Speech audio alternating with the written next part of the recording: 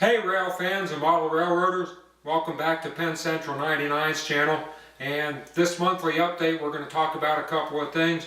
We'll go over the bench work, the track, and the wiring that I've installed up to this point. We'll talk about some of the vehicles that I customized by adding decals. We'll look at a few things that I picked up at the hobby shop while I was getting some more track to add to the layout, and we'll also go over a cheap trick. Not the rock band type, and no, we're not going to do the spatula scene from the movie Stripes, but I go over a cheap trick with you and hopefully it'll work for you.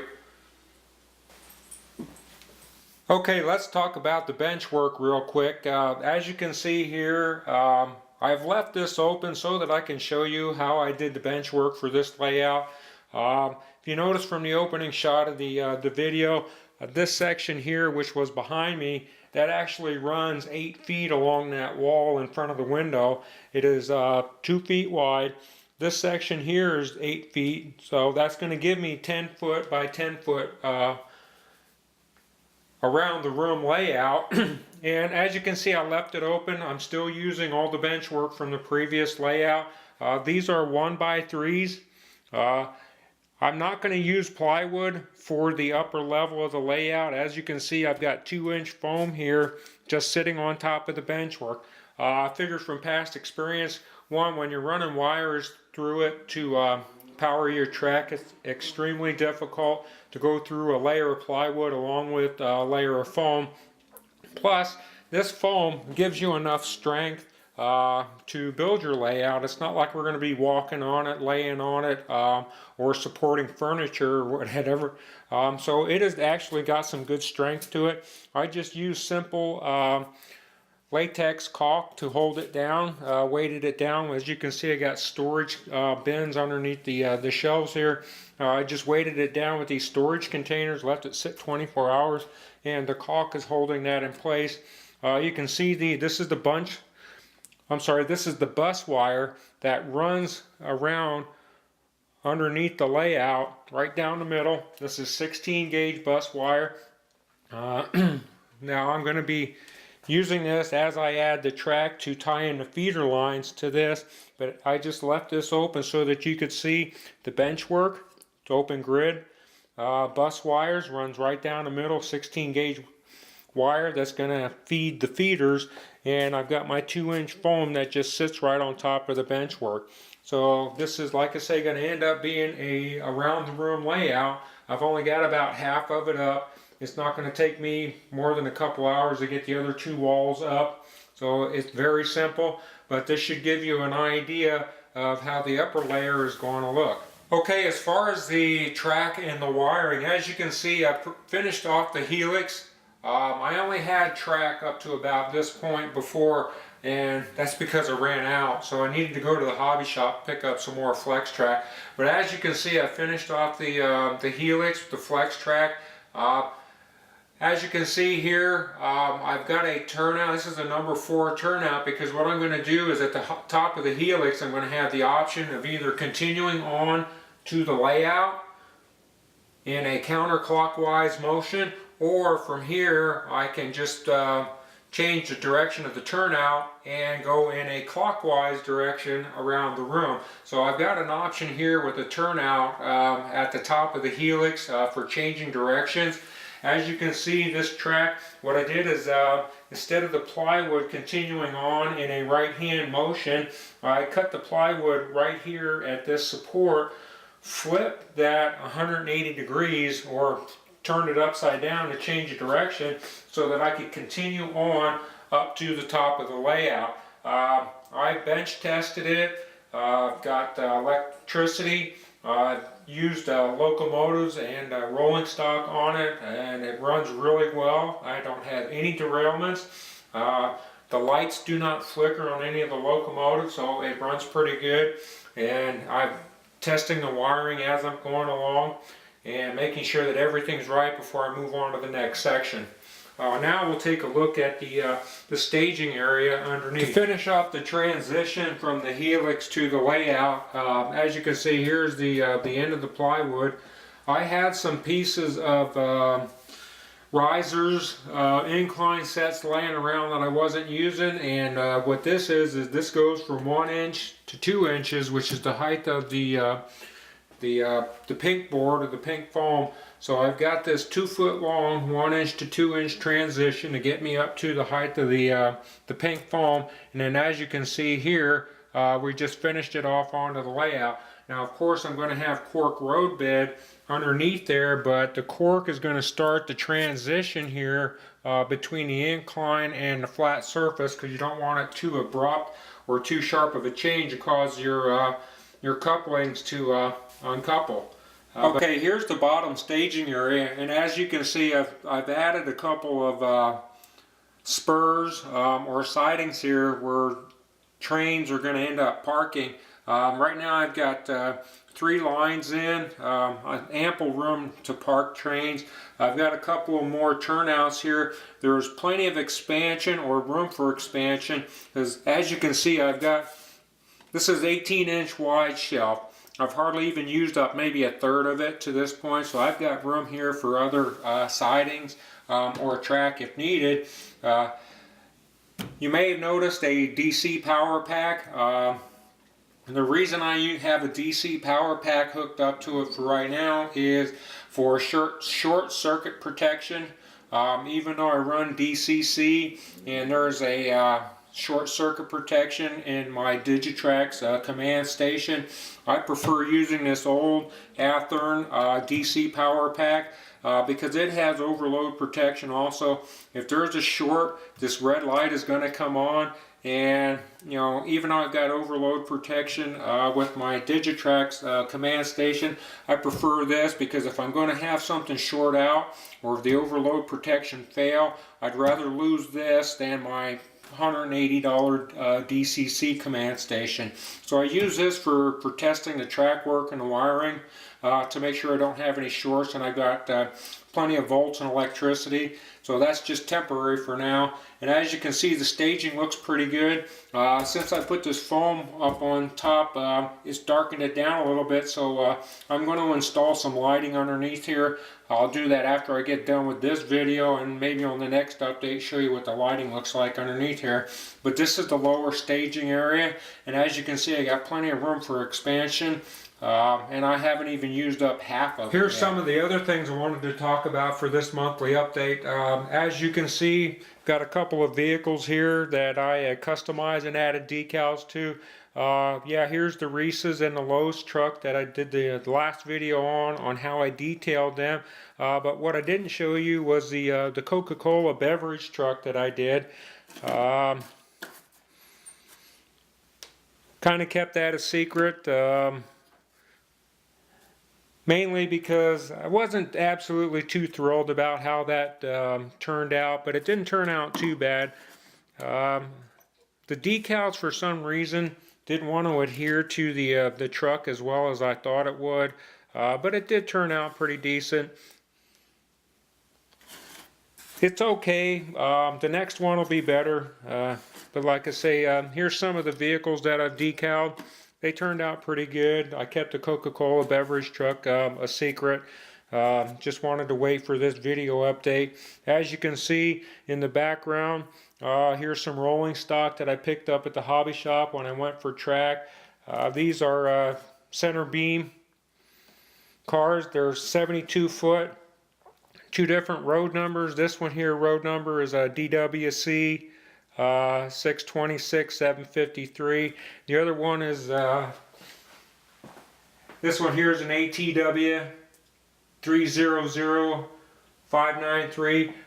He had these on clearance. They're phasing them out at Walthers, and for some reason he had them marked down from $32.45 to $15.15, so that's a little bit more than half off.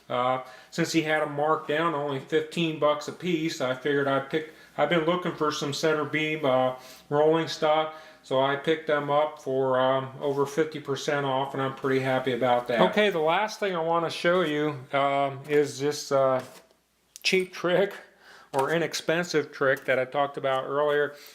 These are nothing more than tongs out of the kitchen. I have been looking for, and I don't know if you've ever watched any of the modeler's tips on Model Railroader website, but Cody Grivno's got some tongs that he uses to hold rolling stock while he is weathering them and adding decals and airbrushing them. So I figured, you know what? My wife needs a new set of tongs in the kitchen, so I will just buy her a new one for about 10 bucks. Take the old ones out of the drawer and use these tongs to hold the rolling stock when I'm weathering them, or adding decals, or even using the airbrush. Now see, these are rubber tipped. What I did is I put them in the vise in the garage to flatten them out a little bit, and believe it or not, they work actually pretty well. So whether you are taking an older model rolling stock with the roof off, or taking the bottom out, obviously if you're going to weather this or you airbrush it, you want to take as much off as possible. But this will hold that rolling stock just fine. And here's a cheap set of tongs or holders while you're using the airbrush. Pretty neat trick, huh? My wife got a new kitchen utensil out of it, and I got a set of tongs for holding rolling stock while I'm decaling them or using the airbrush. Pretty cool, huh?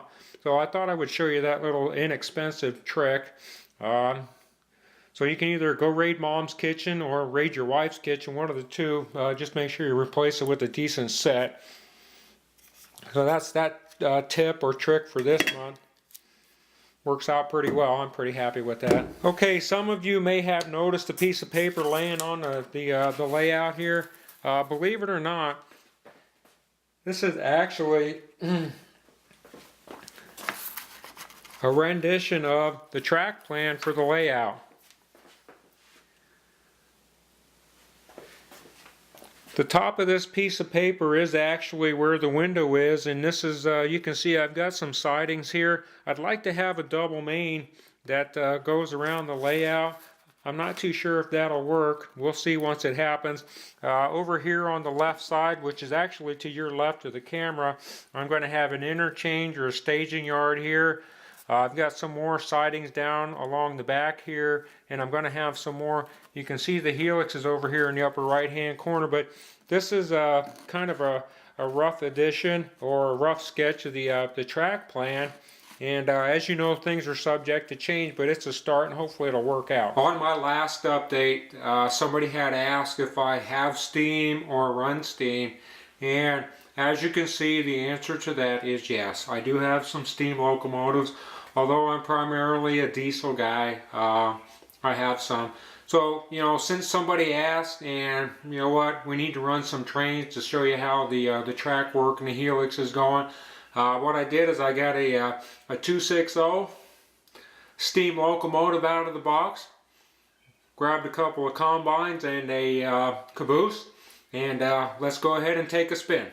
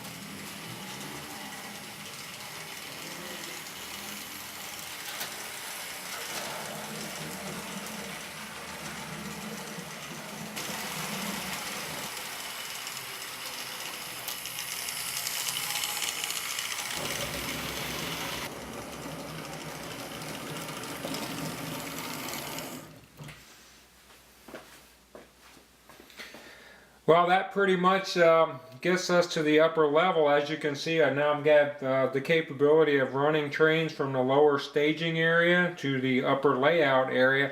So we have made the transition, so now we'll get to work on the layout and start to add some other things. Well, that pretty much does it for this monthly update.